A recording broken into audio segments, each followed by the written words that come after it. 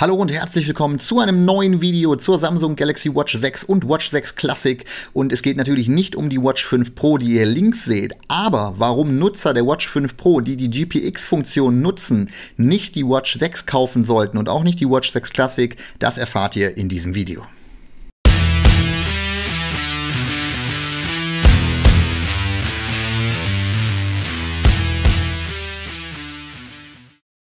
Ja, wer Navigation unter Android bzw. Wear OS sagt, der muss natürlich auch Google Maps sagen, und so ist es auch auf den Samsung Galaxy Watch Uhren. Ist schon seitdem wir jetzt unter Wear OS arbeiten, ist das Nonplusultra in der Navigation nun mal einfach Google Maps. Hat sich weiterentwickelt, ist mittlerweile aus meiner Sicht ausreichend oder mehr als ausreichend für eine Smartwatch-Anwendung.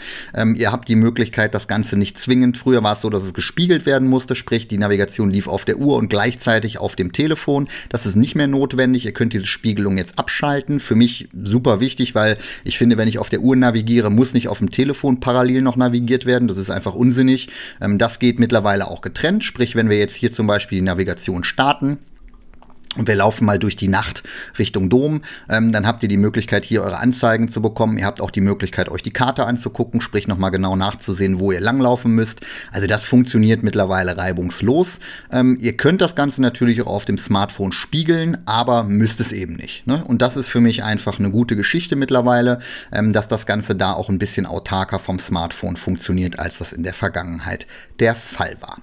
Ja, was schauen wir uns sonst noch an? Einmal hier unten in die Einstellungen rein, und da sehen wir nämlich genau diese Option. Das ist das Spiegeln. Standardmäßig ist das übrigens aktiviert. Also sprich, wenn ihr jetzt eine Navigation startet und es ist aktiviert, dann lasst das hier in den Einstellungen einmal ändern oder beziehungsweise ändert es. Und umgekehrt könnt ihr es so einstellen, dass wenn ihr auf dem Smartphone startet, dass dann auf der Smartwatch die Navigation startet. Ja, das sind die Einstellungsmöglichkeiten. Ansonsten gibt es hier nicht mehr viel zu sehen. Aus meiner Sicht mehr als ausreichend, was Google Maps da mittlerweile kann. Schreibt mir gerne mal in die Kommentare, wie ihr das seht. Fehlt euch irgendwas? Gibt es was ihr gerne nutzen wollen würdet, was aber noch nicht vorhanden ist oder ähnliches? Ich persönlich finde, dass das im Moment ausreichend ist, zumindest für meine Nutzung der Smartwatch als Navigator, wobei ich fairerweise sagen muss, ich nutze das auch nicht so intensiv.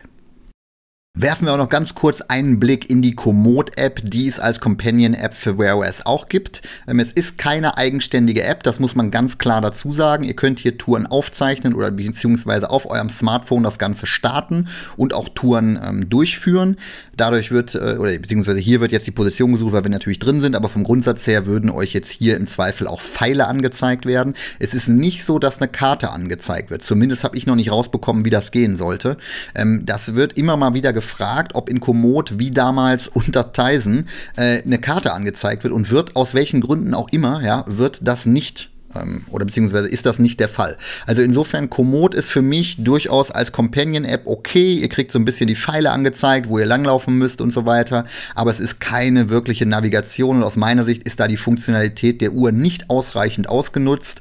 Insofern probiert das mal aus, ob das für euch in die richtige Richtung geht. Ich persönlich finde, da macht es dann mehr Sinn, das Handy rauszuholen und danach zu gucken, wo die Route lang geht.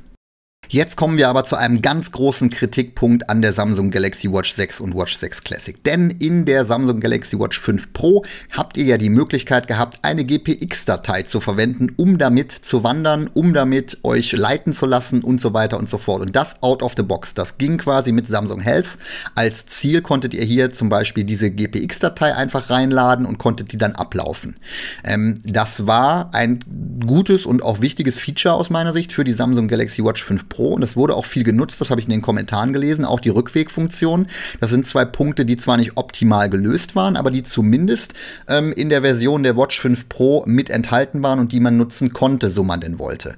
Jetzt gucken wir einmal in die Samsung Galaxy Watch 6 Classic und werden feststellen, logischerweise, dass es das nicht mehr gibt. Die Funktion ist nicht mehr enthalten. Ich weiß nicht, ob Samsung gerne die Watch 5 Pro weiterverkaufen möchte oder woran das liegt, warum man das nicht eingebaut hat. GPS ist da, die Uhr hat aus meiner Sicht ausreichend Funktionalität, ausreichend Prozessor-Power und so weiter und so fort. Also ich sehe keinen Grund, warum man das nicht einbauen sollte, aber es ist halt nicht mehr mit drin.